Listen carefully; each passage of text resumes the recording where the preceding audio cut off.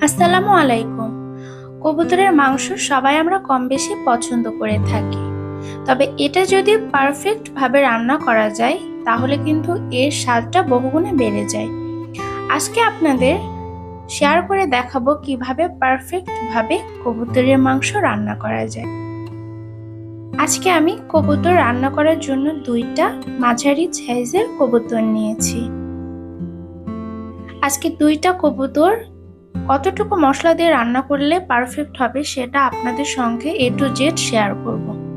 তো এখানে 2টা তেজপাতা নিয়েছি, 2টা দারুচিনি নিয়েছি, 3টা এলাচ নিয়েছি, 2টা লবঙ্গ নিয়েছি আর 1টা রসুন নিয়েছি, আর নিয়েছি 2টা বড় সাইজের পেঁয়াজ।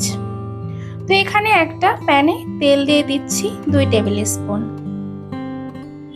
তো এবার প্রথমে দারুচিনি 2টা দিয়ে দিলাম, সাথে দিয়ে দিলাম তেজপাতা, একে একে দিয়ে দিলাম লবঙ্গ এবং এলাচ, সাথে দিয়ে দিলাম আস্ত রসুনের কোয়া। তো এই ইনগ্রেডিয়েন্টস গুলা এবার ভালো মতো উল্টে পাল্টে নেড়েচেড়ে লাল লাল করে ভেজে নিতে হবে।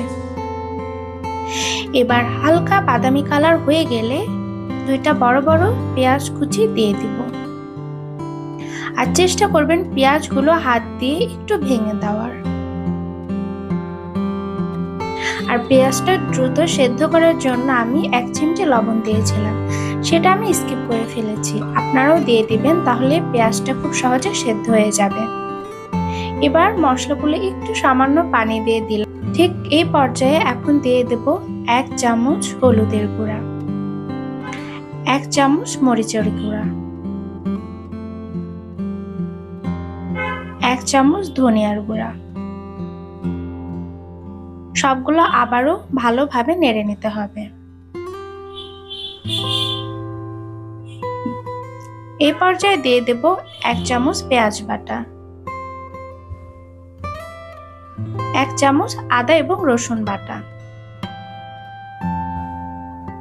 আবারও মশলাগুলো খুব ভালোভাবে নেড়ে দিতে হবে। যখন তেল এবং মশলা ছেড়ে যাবে তখনই দিয়ে দেব কবুতর। ঠিক এই পর্যায়ে পানি না দিয়ে কবুতরগুলো খুব সুন্দর মতো কষিয়ে নিতে হবে। এই কষানোর উপরেই কিন্তু কবুতরের টেস্টটা অনেক ডিপেন্ড করে।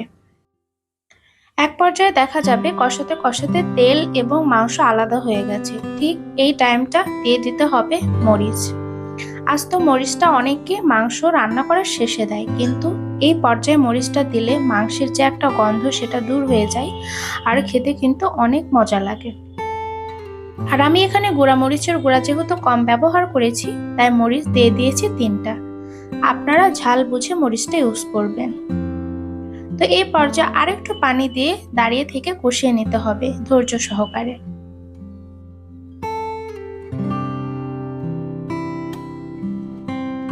তো আমার কষানো প্রায় শেষ। এই পর্যায়ে দিয়ে দেব ঝোলের জন্য পানি। আমি এখানে প্রায় হাফ কাপ পানি ইউজ করেছি, খুব বেশি পরিমাণে পানি দিব না, তাহলে এটা খেতে ভালো লাগবে না। যেহেতু অনেকক্ষণ ধরে এটা কষিয়ে নিয়েছি, খুব বেশি পানি দেওয়ার প্রয়োজন নেই। তো এই পানিটা শুকিয়ে গেলে রান্না পারফেক্টলি হয়ে যাবে। তো এক পর্যায়ে দেখুন পানিটা অনেকটা টেনে গেছে, রান্নার প্রায় শেষের দিকে। ঠিক এই পর্যায়ে লবণটা চেক করে নেবেন, যদি লবণ কম বেশি হয় তাহলে অ্যাড করে দিতে পারেন। তো আমার রান্না হয়ে গেছে। এখন আমি দিয়ে দেব 1 চামচ জিরার গুঁড়া। জিরার গুঁড়াটা দেওয়ার পরে দমে রেখে দিতে হবে ঢাকনা দিয়ে বেশ কিছুক্ষণ, তাহলে যে ফ্লেভারটা আছে সেটা মাংসের মধ্যে খুব ভালোভাবে ঢুকবে। তো আমি ঢেকে দিলাম কিছুক্ষণের জন্য। তো এই যে হয়ে গেছে খুব দারুণ মজাদার কবুতর ভুনা। একেবারে ঝোল ছাড়া এই তরকারিটা রান্না করলে স্বাদটা কিন্তু অনেক ভালো আসে, কারণ কবুতর ভুনার ঝোল একদমই খেতে ভালো লাগে না। এটা একটু ঝোলটা গায়ে মাখা মাখা থাকলে খেতে অনেক ভালো লাগে। তো আমি সার্ভ করে নিলাম মজাদার কবুতর ভুনা।